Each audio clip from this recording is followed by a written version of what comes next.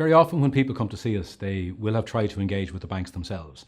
Now, they may have been speaking to the bank on the phone, they may have called around and spoken at their local branch, because in a lot of cases, obviously, people want to try and deal with this issue and want to try and resolve it. But I think two difficulties that people face, number one is that the process itself can actually be quite complex.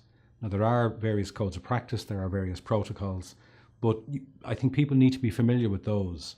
And that helps, apart from anything else, that helps people realise that it's not a one-sided affair. So that there are protocols in place, for example, that give people certain rights and give the banks certain obligations and certain responsibilities.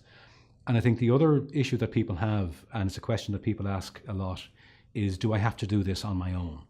And it can feel very intimidating that you've got the couple or the family on one side facing this type of problem for the very first time in their lives. And on the other side then you've got a huge faceless institution. And people can feel very, very intimidated by that.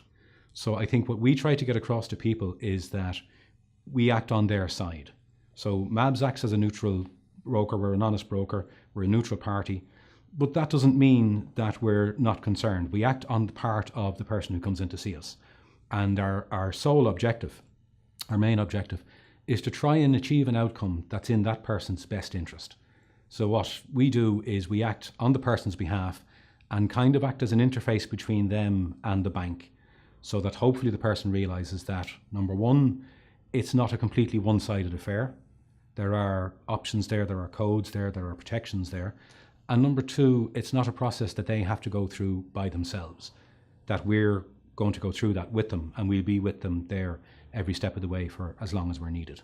I think it's extremely important for people who are experiencing difficulties that they get good advice and that they're careful about where they get their advice from. Now, there's no shortage of bad advice available, but the way I always put it is that if you have worries about your health, if you have a dodgy heart or something, you're going to see a doctor.